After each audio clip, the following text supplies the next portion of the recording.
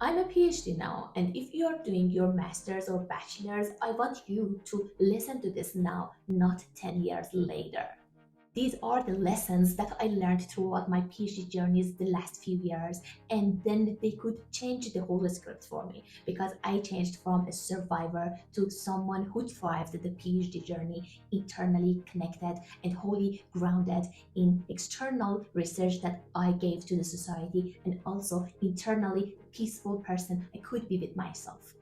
So what I want you to know is I have been where you are now. And if you are facing different difficulties, challenges throughout your academic journey, I want you to know that these are all the valuable lessons that if you just take a moment and analyze it, you will understand that these are the gifts, actually the valuable credits that you are gaining yourself, and you don't lose them and you don't let them slip away. So if you're ready, let's go through three different lessons that I'm so happy being sharing with you. My friends, stop living on the surface. Early in my PhD, I realized I was doing everything right: deadlines, meetings, experiments, coursework, but emotionally I was disconnected. Yes, that's correct. You can have your experiments fail, or you can have disagreements with the collaborators. They are the challenges you are facing, of course. But the things that were going on based on my to do list, they were on time. They were with high quality, high standard efforts that I expected from myself. So I couldn't do something wrong, and I was moving forward one step at a time. But what was missing was understanding why I'm doing all this. So I was disconnected with deeper reasons behind all of this. You can imagine that you are living, you are having your daily routine, morning routine, you are doing all your to-do list, check next to them, the planning, everything is color coded. You have nothing else that you could imagine you wanted to add to your list, right?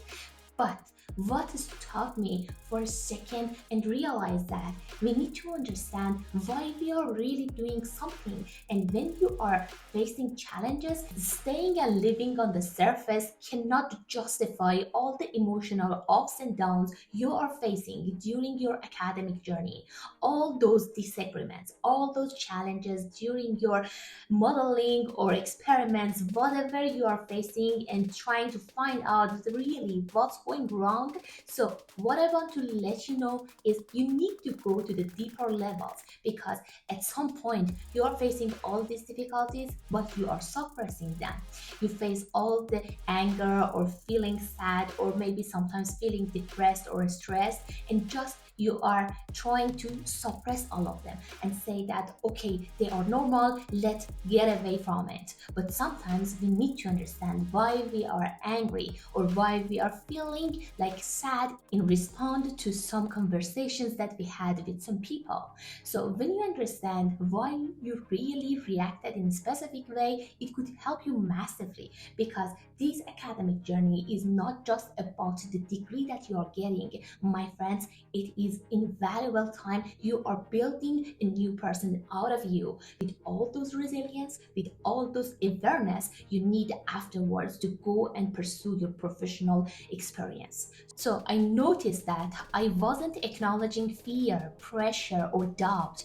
I was suppressing it. And suppression is not discipline, it's silent self destruction. Okay, before moving to the second one, I would like to share some personal stories here. I noticed that in response to some argument to my ideas, I was not really deeply feeling good. And when I started not living on the surface and going deeper and understand why really, what feeling it is giving to me, I noticed that I am taking these arguments or these disagreements personal. The moment that I noticed that these are not having anything to do with my personality, I could separate myself from that feedback and start thinking about how I can actually either correct some part of my ideas or bring a reasonable argument to that feedback. Okay, the shift number two that I had during my academic journey was choosing identity over goal. My PhD shifted the moment that I stopped chasing the goal. Instead, I became the person who has that goal. This required exactly the same amount of work and also the same amount of energy. At the same time, it was more fun, it was more joyous, because in order to get the result I wanted, those successful experiments, those successful arguments, strong bonds that a high standard scientist could bring, I was living the type of researcher who can achieve those experiments successfully. I was waking up 5 a.m. I was feeling energized after doing my workout. I never stopped my workout, yoga, and peaceful tasks that I could do for myself in order to go and do something. All those things were giving me energy to bring best out of myself for the work that I was doing. So what I'm proposing to you, in either journey you are now, you need to understand the person who has that goal, who has achieved that goal already, what type of personality that person has.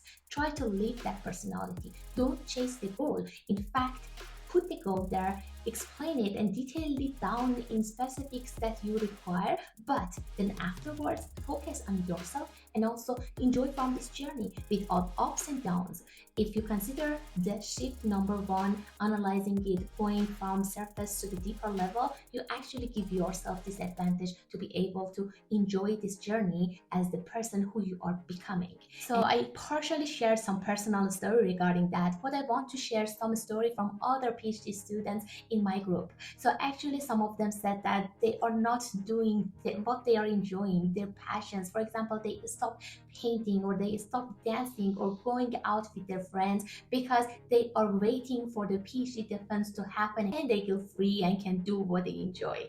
And what I noticed, the difference was exactly there. The moment that I started to go to the dance classes, that I could feel me again. To master the true you, you need to first understand and go from surface to deeper level who you truly are, what you enjoy from, and also when you understand the goal you want, why you really are trying to achieve it, you try to live that personality, who you want to be. There is a phrase that is saying that for the work you want to have, you need to start dressing up right now.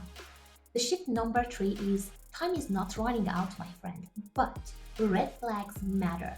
The moment that we get stressed, the time is running out, we hasn't yet published even a single paper, and the other friends and colleagues, they're publishing numerously. So that moment you feel that actually the time is limited for you. You're just losing the time of your PhD journey, master's or academic journey, and it by itself all is just making you to stress out.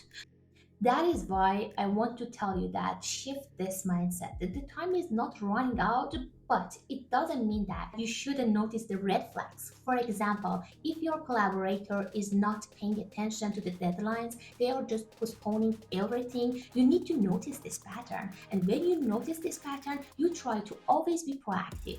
Actually, this is something that I noticed a bit late. So that's why I'm sharing it with you, because I want you to pay attention to the patterns, and when you recognize them, utilize it, because this gives you the edge to stay ahead.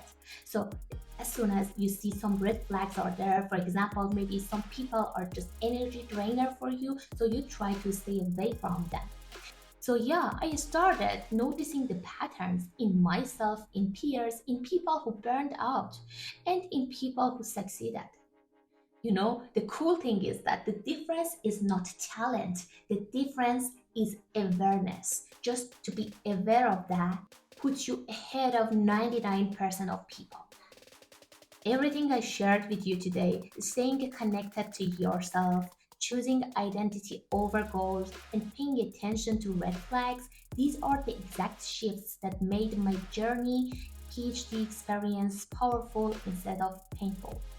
So everything I shared with you here, from staying connected with yourself and also choosing identity over goal, and aside from that, time is not running out for you, friend. It's just important to pay attention into the red flags.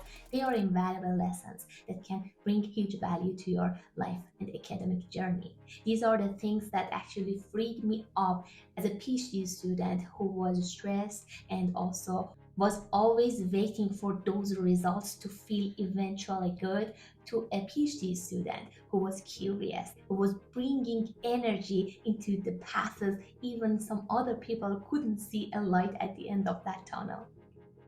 You don't need to wait until things fall apart. You don't need to learn the hard way. Take these now, apply them early, and you will not only survive your degree, you will rise in it.